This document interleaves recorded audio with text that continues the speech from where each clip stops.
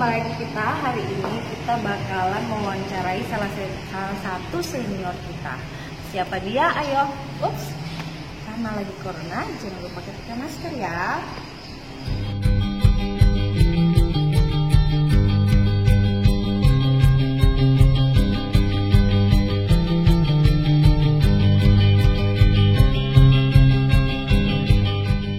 Sekarang kita sudah berada di kantor Gubernur Kalimantan Utara. Kita bakalan wawancara salah satu senior kita. Beliau adalah Bang Datu Ikro Ramadan, Esos MSI. Beliau adalah angkatan 24 pada APDN Samarinda. Kalian mau tahu seperti apa? Let's go!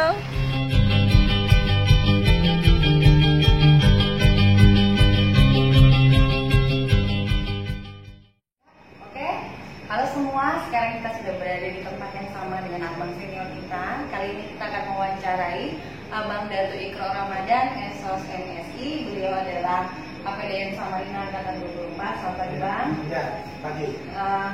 Bang, kami kesini mau sharing pengalaman abang selama abang melaksanakan pendidikan dulu di APDN Samarinda sampai dengan sekarang abang sudah melaksanakan tugas di lapangan sampai hari ini sudah menjabat sebagai asisten satu di pemerintahan dan kesejahteraan rakyat.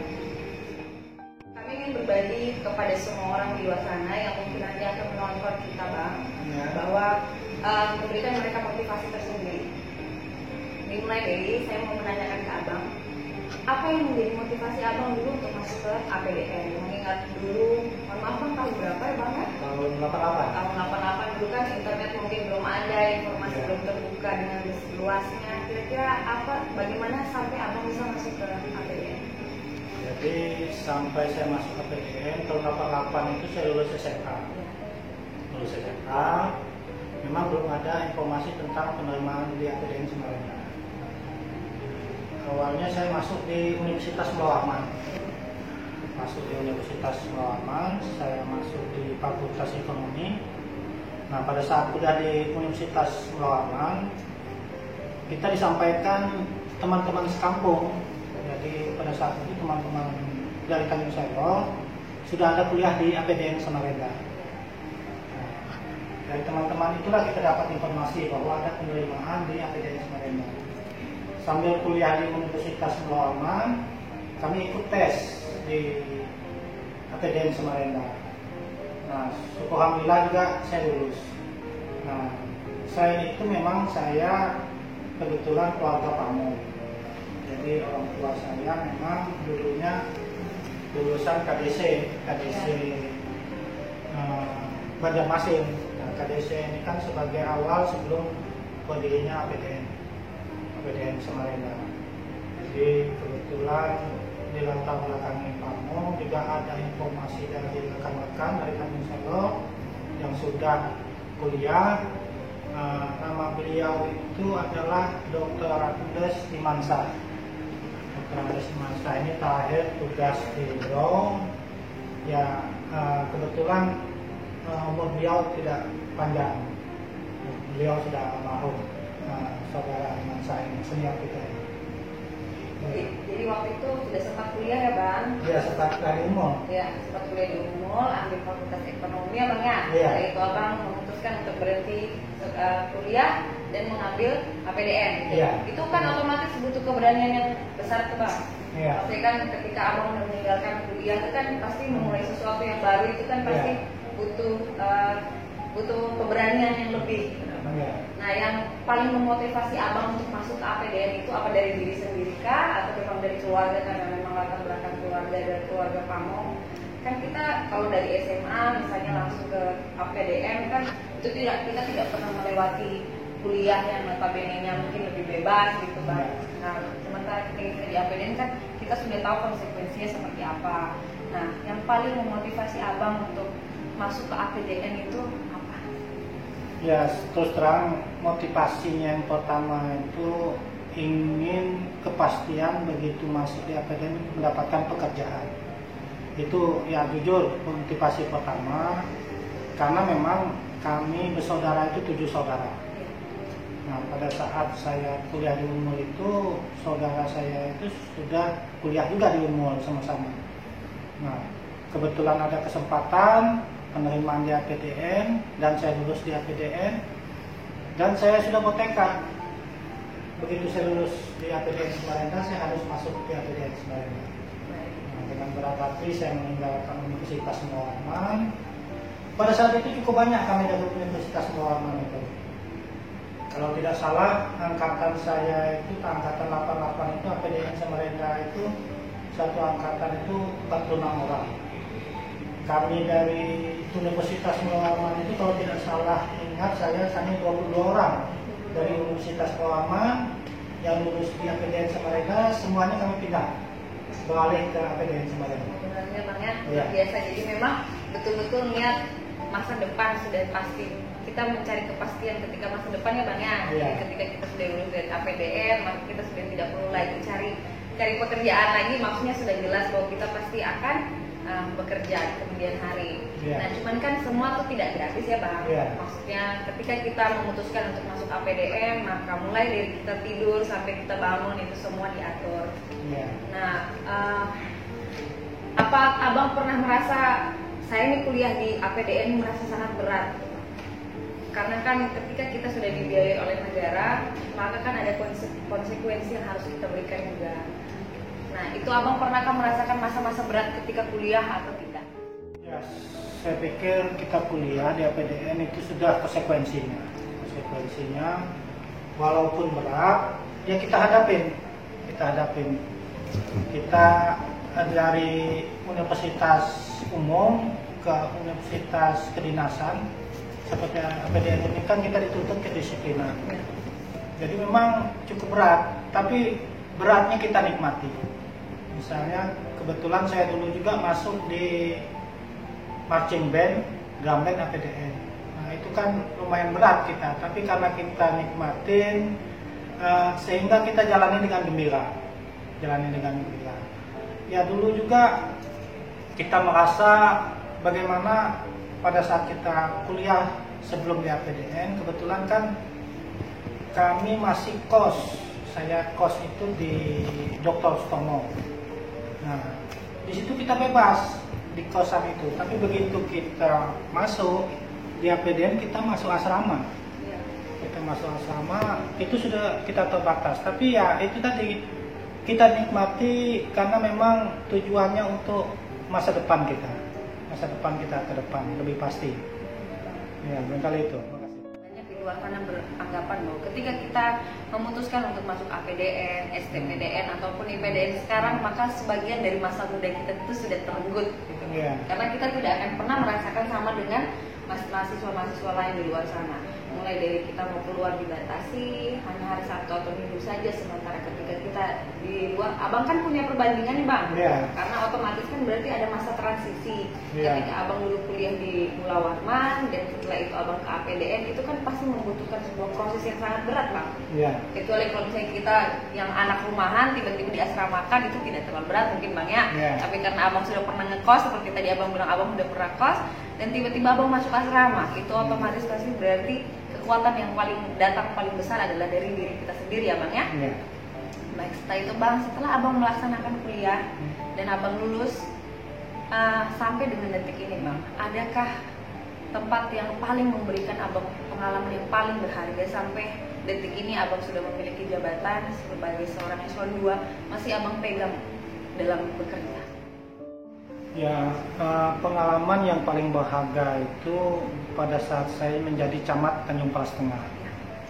Jadi pertama saya masuk Kecamatan Tanjung Palas Tengah itu tidak ada fasilitas apapun, karena kebetulan Kecamatan Tanjung Palas Tengah itu adalah kecamatan pemekaran. Jadi tahun 2002 itu pemekaran kecamatan Tanjung Palas itu ada beberapa, kalau tidak salah 6 atau 5 kecamatan pemekaran. Nah, salah satunya itu adalah Kecamatan Tanjung Palas. Saya diangkat menjadi camat yang pertama tahun 2003. Ya. Fasilitas tidak ada. Fasilitas apapun tidak ada, sehingga pada saat awal bekerja itu saya memulai kantor itu adalah kantor BPD Desa Salibatu. itu kami pinjam sebagai kantor camat. Perwakilan desa emang ya? Ya, badan perwakilan desa Salim Batu kami pinjam dengan kepala desanya, kami pakai untuk kantor camat Tanjung Pelas Tengah. Nah, saya juga bergerak cepat menemui Bupati pada saat itu Pak Anang Dahlan Johari. Tahun depannya kantor kita dibangun, kantor camat Kecamatan Tanjung Pelas Tengah dibangun di Salim Batu. Alhamdulillah kantor itu bisa kita tempati. Nah, yang berkesan selama saya tugas di Salim Batu, dukungan masyarakat itu sangat besar sekali. Dimana dulunya Salim Batu itu tidak ada jalan, yang ada itu hanya gang-gang saja, gang-gang semenisasi. Nah, berkat dukungan dari masyarakat, kita bisa membuat jalan. Jalan itu kita bangun melalui gotong royong. Kita bisa membangun jalan, kita dulunya belum ada sih lapangan bola tidak layak, kita bisa membangun sarana olahraga di desa Salim Batu itu. Sebagai ibu kota kecamatan seperti lapangan bola, kita membangun lapangan voli, itu berkat dukungan dari masyarakat, termasuk kita membangun lapangan bulu tangkis. Jadi yang berkesan sekali selama saya memulai camat di Tanjung Pelas Tengah, betul-betul dari nol, dan saya tinggalkan banyak fasilitas yang sudah jadi di kecamatan tersebut. Salah satunya kantor camat bisa terbangun dengan baik, puskesmas. Nah, kita juga bisa membangun jalan di desa Salim Batu itu, kita bisa membangun sarana olahraga, termasuk juga kita bisa membangun masjid di desa Salim Batu. Masjid yang layak lah, yang sebelumnya Masjid Salim Batu itu di desa Salim Batu itu memang sangat memprihatinkan. Alhamdulillah berkat dukungan dari masyarakat dan perusahaan, masjid itu bisa kita bangun. Maka itu pengalaman sangat berharga bagi saya. Berarti memang memulai sesuatu dari nol, mulai dari jerih payah itu yang membuat sangat berkesan sampai saat ini masih kita ingat ya Bang ya. Iya. Saya ingin pada momen ini saya ingin Abang menyampaikan suatu hal yang positif ke semua aparatur negeri, aparatur sipil negara yang ada di luar sana. Ada beberapa oknum kadang-kadang berpikir bahwa kita itu tidak membutuhkan masyarakat, tapi masyarakat yang membutuhkan kita. Padahal pada dasarnya kita itu saling membutuhkan, kan Bang. Masyarakat betul dipimpin oleh seorang pemimpin, dalam hal ini kita sebagai ASN. Saya ingin Abang berbagi bagaimana cara yang baik biar kita itu bisa bekerja sama, karena kan tidak semua orang bisa merangkul masyarakatnya Bang.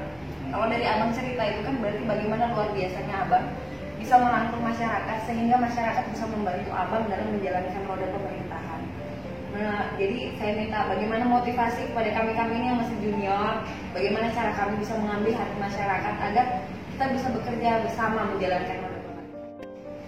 Terima kasih. Jadi intinya begini, kita sebagai pamong itu adalah dari bahasa Jawa kan, mengamongi. Kita membimbinglah masyarakat. Nah, intinya kita bagaimana kita komunikasi kita dengan masyarakat. Jadi kita tidak menjaga jarak, baik itu dari seluruh lapisan masyarakat kita jalani komunikasi. Nah, kita memberi mereka pengertian, insya Allah juga mereka akan mendukung. Jadi pengalaman saya jadi camat, kita bekerja kalau dengan adanya dukungan masyarakat itu, pekerjaan kita itu akan lebih sukses. Tapi kalau kita hanya berdasarkan perintah saja tanpa kita turun ke lapangan, pekerjaan kita akan banyak terhambat. Jadi intinya kita menjalin komunikasi dengan seluruh lapisan masyarakat. Kita juga sekaligus memberi contoh kepada masyarakat. Misalnya membuat jalan itu saya undang dulu seluruh tokoh masyarakat. Jalan kita ini sudah tidak layak di Salim Batu ini, di Tanjung Pelas Tengah ini, hanya gang saja. Gang kalau tidak salah 2 meter lebarnya gang tersebut. Saya bilang mari kita gotong royong bersama-sama membangun jalan. Nah, kita sediakan, ya kita tidak begitu mahal juga. Setiap gotong royong Sabtu, Jumat, Minggu itu kita hanya menyediakan air minum dan kue-kue saja. Itu pun dari masyarakat ya Bang? Iya. Ibu yang bekerja. Dari dukungan dari masyarakat. Nah, ada juga dari kita, jadi kerjasama lah dengan masyarakat itu. Nah, yang terpenting juga terkait dengan kepercayaan. Terkait dengan kepercayaan itu terkait dengan masalah keuangan. Bagaimana uang yang dititipkan dengan kita itu dapat kita pertanggungjawabkan dengan baik. Jadi ini perlu kita keterbukaan. Misalnya bangunan masjid yang ada di Salimbatu, ada sumbangan dari pengusaha. Itu kita sampaikan kepada masyarakat. Jumlah uang, jumlah sekian. Kita bangun ke masjid tersebut. Jadi laporan kita buat secara transparan, sehingga masyarakat bisa puas. Mereka tidak merasa dibodohi, uang mereka betul-betul dapat dipergunakan untuk pembangunan masjid. Ya, barangkali itu. Abang bisa lihat sekolah kedinasan ini sedang dibuka pendaftarannya. Dan kalau kita mau melihat lebih baik lagi, maka IPDN berada di urutan pertama yang memiliki peminat yang paling banyak, satu Indonesia. Ya. Nah, apa kira-kira pesan untuk adik-adik di luar sana yang sedang melakukan tes dan akan melanjutkan sampai tahapan dan nanti pada akhirnya mereka akan menjadi keluarga besar kita, Bang? Kira-kira apa pesan yang mau Abang sampaikan kepada mereka? Silakan, Bang. Pesan yang pertama yang saya sampaikan kepada adik-adik bagi yang mau mengikuti seleksi di IPDN, yang pertama belajar dengan keras. Jadi memang bagaimanapun tes tersebut membutuhkan keseriusan atau pengetahuan dari calon peserta didik. Jadi belajar dengan baik karena itu sangat berpengaruh bagi kelulusan kita. Yang kedua itu terkait dengan kesehatan. Jadi jaga kesehatan itu dengan baik. Jangan sampai kita sudah lulus di tes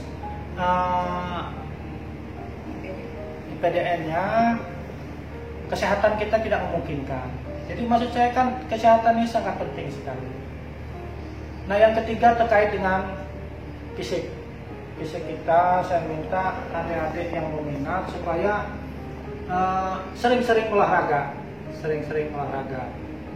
Jadi memang olahragalah secara rutin. Terutama menjaga pola hidup sehat. Pola hidup sehat itu sangat penting sekali bagi kita. Nah, yang terakhir ya, kita selaku umat beragama, bagaimanapun kita menjalankan agama kita masing-masing sesuai dengan ajarannya. Ya, salah satunya adalah berdoa. Jadi berdoa itu sangat penting sekali juga. Jadi istilahnya itu kita bekerja disertai dengan doa, kita berusaha disertai dengan doa. Jadi itu sangat penting sekali bagi kita. Dan insya Allah adik-adik tidak perlu minder sebelum tes. Harus percaya diri, kita tes itu harus yakin kita bisa lulus. Barangkali itu yang dapat saya sampaikan. Terima kasih sudah sharing pengalaman dengan kami dan juga mungkin yang akan nonton di luar sana. Pesan dari kami junior-junior, Bang, tetap sehat, Bang. Semoga Bang tetap sehat, tetap sukses selalu dan tetap bisa menginspirasi banyak orang. Sekian dari kami. Wassalamualaikum warahmatullahi wabarakatuh. Dan kita pulang. Sudah selesai mewawancarai Bang Datikro. Sekarang kita akan kembali. Sampai lagi di segmen berikutnya. Top Station ya.